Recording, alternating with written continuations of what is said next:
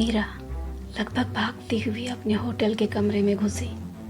दरवाज़ा उसने बंद नहीं किया, झटका दिया जैसे किसी अनचाहे रिश्ते को पीछे से धक्का मार रही हो। कमरा उसकी सांसों की उठापटक से कांप रहा था। उसने अपने बैग को कंधे से उतारा नहीं, खींच कर फेंका। बैग दीवार से टकराकर जमीन पर गिरा। फोन उसकी जेब से निकलकर फर्श पर जा गिरा और आवाज़ बिखर गई जैसे उसके भीतर कुछ टूट रहा हो। उसकी उंगलियां कांप रही थी, पैर लड़खड़ा रहे थे। उसके कंधों में जैसे पत्थर की चोट जल रही थी। वो खुद को पकड़ती पर खुद ही फिसल जाती। चेहरे पर आंखों की नमी नहीं, आंसू के साथ घृणा थी जो गिर नहीं रहे थे, सिर्फ भीतर उबल रहे थे। उसके होंठ कसकर जकड़े हुए, आंखें लाल सूजी हुई, मानो किसी ने उसकी आत्मा पर वार किया हो। वो बिस्तर के पास पहुंची, एक क्षण के लिए रुकी, फिर उसने अपने शरीर पर जैसे क्रोध से हमला करते हुए अपने ब्लेजर की बाहें झटके से फाड़ कर निकाल फेंकी। उसका चेहरा, उसका काजल, उसके बाल सब जैसे उसे छूने लगे थे, उस रात की याद की तरह, अब उस अजनबी की तरह। और तभी मीरा सह नहीं पाई। उसके हाथ अचानक अपने ही चेहरे पर चले गए, जैसे वो अपने चेहरे से वो चेहरा मिटाना चाहती थी जिसे उसने कभी छुआ भी नहीं था, फिर भी वो उससे छू चुका था।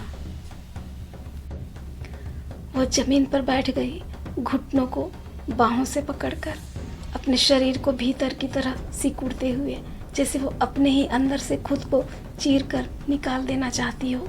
उसने आंसू अब ढह रहे थे, नाजुक नहीं, उग्र। एक झटके में उठी और बाथरूम की ओर भागी। दरवाज़ा खुले में धकियाया और सीधे शावर के नीचे खड़ी हो गई। पानी उसके कपड़े, उसके बाल, उसके चेहरे पर गिर रहा था, पर वो खुद को ऐसे रगड़ रही थी जैसे शरीर मिटा देना चाहती हो। साबुन का झाग उसकी उंगलियों से फिसल कर उसके हाथों पर बह रहा था, लेकिन वो बार बार वही जगह रगड़ रही थी जहाँ कल रात उसे राघव ने छुआ था, जहाँ उसे लगा था कि उसने गलती की, जहाँ उसने खुद को खो दिया था।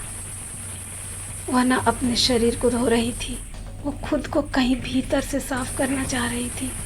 उसके नाखून ने उसकी त्वचा पर लाल खरोंचे छोड़ दी। पानी उन पर गिरकर उन्हें और ज़्यादा उभारा, जैसे उसकी आत्मा की चोट दिखाई दे रही हो। वो अपनी कलाई कसकर पकड़ी, अपने बालों पर पानी मारते हुए पीछे खींच रही थी, मानो अपने बालों में छिपे यादें भी निकाल देना चाहती हो। उसके चेहरे पर गिरता पानी आंसुओं को मिटा नहीं रहा था, बल्कि उसकी टूटन को और स्पष्ट कर रहा था। शावर के नीचे उसके कपड़े जैसे उसके शरीर से चिपक कर उसे और गंदा महसूस करवा रहे थे। वह उस कपड़ों को भी नफरत से खींच कर निकाल फेंकी, जैसे वो कोई पाप हो, कोई दाग हो, कोई बोझ हो। वो आईने के सामने खड़ी हुई, पूरी भीगी, कांपती हुई, सांसें भारी, आंखों में जंग और खुद को घूरती हुई। उस लड़की को जिसे वो खुद नहीं पहचान पा रही थी। आईना धुंधला नहीं हुआ था, वो खुद धुंधली हो गई थी। उसकी उंगलियां धीरे धीरे आईने छू रही थी, पर छूते ही पीछे हट गई, जैसे खुद को छूने में भी अब घिन आ रही हो। वो टूट नहीं रही थी, वो जल रही थी। और इस आग का सिर्फ एक ही ईंधन है, राघव रायजादा। कमरे की खिड़कियों से बाहर शहर की रात चमक रही थी, पर अंदर रोशनी बेहद मंद लग रही थी। मीरा गाउन में लिपटी बाथरूम से सीधे निकलकर कमरे के कोने के फर्श पर सिमट कर बैठ गई। घुटनों को बाहों में दबाए, सिर झुकाए, एक ठहरी हुई खामोशी उसके चारों ओर जमा हो चुकी थी। फर्श पर पड़ा उसका फोन, टूटा हुआ स्क्रीन किनारे से क्रैक पर बार बार बज रहा था। वाइब्रेशन फर्श पर धड़कन जैसी महसूस हो रही थी, जैसे दुनिया दरवाज़ा पीट रही हो। स्क्रीन पर कभी दीदी कॉलिंग, कभी पापा कॉलिंग, कभी बोर्ड ऑफ डायरेक्टर्स, कभी असिस्टेंट विवान कॉलिंग, और हर बार रिंग कटते ही फिर से वही संख्या, वही नाम, वही जिम्मेदारी, जैसे हर कॉल पूछने आया हो, क्या किया तुमने मीरा, क्या हुआ तुम्हें। मीरा का हाथ थोड़ा उठा पर उंगलियां कांप कर वापस गिर गई। वो फ़ोन नहीं उठा रही थी, उसे खुद का सामना करने की हिम्मत नहीं हो रही थी। कमरे में टीवी की आवाज़ अचानक तेज होने लगी। शायद उसने बाथरूम जाते वक्त रिमोट दबा दिया था और अब पूरा चैनल चीख रहा था।